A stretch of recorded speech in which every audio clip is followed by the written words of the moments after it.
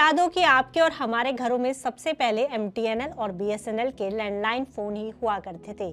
यानी फोन से कनेक्टिविटी का यही साधन सबसे पहले आया।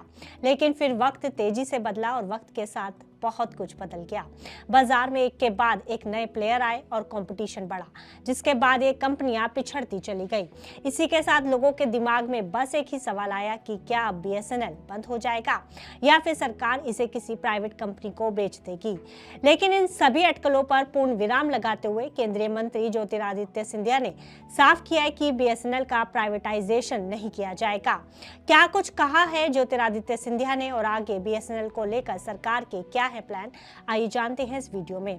नमस्कार, मेरा नाम है गुंजन मित्तल और आप देख रहे हैं मनी 9। दरअसल सरकारी टेलीकॉम कंपनी भारत संचार निगम लिमिटेड को लेकर चल रही अटकलों पर तब विराम लग गया जब संसद में एक सवाल का जवाब देते हुए केंद्रीय मंत्री ज्योतिरादित्य सिंधिया ने बीएसएनएल के प्राइवेटाइजेशन की खबर को पूरी तरह से नकार दिया। ज्योतिरादित्य सिंधिया ने संसद में साफ किया है कि सरकार का फोकस कंपनी को और ज्यादा मजबूत करने और उसकी सर्विस को विस्तार देने पर है, न कि किसी प्राइवेट कंपनी को बेचने पर। बल्कि सरकार 4G और 5G नेटवर्क के जरिए बीएसएनएल को नई ताकत देने की तैयारी कर रही है। सरकार चाहती है कि बीएसएनएल एक बार फिर से मार्केट लीडर बनकर उभरे और इसके लिए सरकार ने हजारों करोड़ों रुपए का रिवाइवल प्लान भी तैयार कर लिया है। लोकसभा में केंद्रीय मंत्री ज्योतिरादित्य सिंधिया ने स्पष्ट कहा है कि भारत संचार निगम लिमिटेड का निजीकरण करने का कोई सवाल ही नहीं उठता। उन्होंने जोर देकर कहा है कि बीएसएनएल देश के लोगों की संपत्ति है और इसका उद्देश्य जनता की सेवा करना है। सरकार का मानना है कि इस कंपनी को बेचने की बजाय इसे और मजबूत बनाना जरूरी है। प्रधानमंत्री नरेंद्र मोदी के नेतृत्व में इसे नई दिशा देने की योजना पर काम चल रहा है।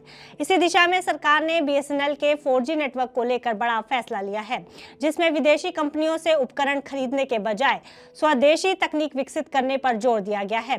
सिंधिया के मुताबिक ये फैसला भारत को टेलीकॉम उपकरण बनाने वाले चुनिंदा देशों की श्रेणी में लाता है। फिलहाल बीएसएनएल 4G नेटवर्क को स्टेबल करने पर काम कर रहा है, जिसके बाद 5G रोल आउट की तैयारी की जाएगी। इस कदम से देश में आत्मनिर्भरता को भी बढ़ावा मिलेगा। हाल ही में वित्त मंत्री निर्मला सीतारमण ने बताया था कि सरकार ने बीएसएनएल के लिए कुल 3.22 लाख करोड़ रुपए के 3 रिवाइवल पैकेज दिए हैं। इन पैकेज में स्पेक्ट्रम आवंटन, इंफ्रास्ट्रक्चर निवेश और कंपनी के वित्तीय पुनर्गठन जैसे कदम शामिल हैं। पहले जहां बीएसएनएल की स्थिति काफी कमजोर बताई जाती थी, वहीं अब सरकार का दावा है कि कंपनी को फिर से पटरी पर लाया गया है। इसके साथ ही 2022-23 के दौरान बड़े स्तर पर पूंजी निवेश भी किया गया है और कंपनी के पुराने कर्जों को इक्विटी में बदलकर उसकी बैलेंस शीट को साफ किया गया है। बीएसएनएल की वापसी में सबसे बड़ा हाथ टीसीएस यानी टाटा कंसल्टेंसी सर्विसेज का है। टीसीएस भारत भर में बीएसएनएल के 1 लाख से ज्यादा 4G टावर लगाने का काम कर रही है।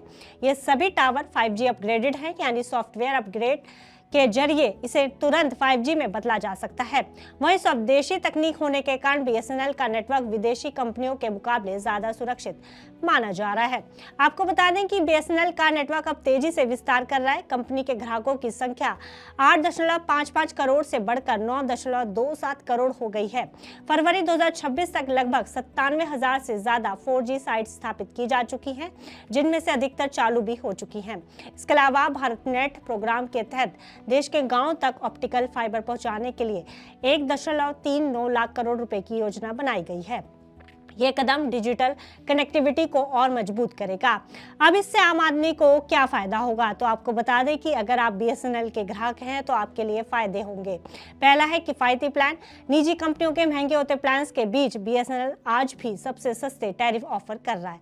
दूसरा है ग्रामीण कनेक्टिविटी, जहां प्राइवेट कंपनियां मुनाफे के लिए नहीं पहुंचती, वहीं बीएसएनएल अपना नेटवर्क मजबूत कर रहा है। और तीसरा है बेहतर से data speed. 4G roll out के बाद बीएसएनएल की इंटरनेट स्पीड में सुधार होने लगा है, तो कुल मिलाकर सरकार बीएसएनएल को एक सोशल ऑपरेटर के रूप में देख रही है। सरकार का लक्ष्य है कि साल 2026 के अंत तक बीएसएनएल का मार्केट शेयर फिर से डबल डिजिट में पहुंचाना है। ऐसे में कहा जा सकता है कि बीएसएनएल का अस्तित्व सरकार के लिए मान और प्रतिष्ठा की बात है और सरकार का नो प्राइवेटाइजेशन का फैसला और 3.22 लाख करोड़ का निवेश ये दिखाता है कि बीएसएनएल की दूसरी पारी बहुत दमदार होने वाली है। अब गेंद बीएसएनएल के पाले में है कि वह कितनी जल्दी ग्राहकों का भरोसा जीत पाती है। फिलहाल इस खबर में इतना ही। आप बिजनेस से जुड़ी अन्य खबरों के लिए देखते रहिए मनी 9।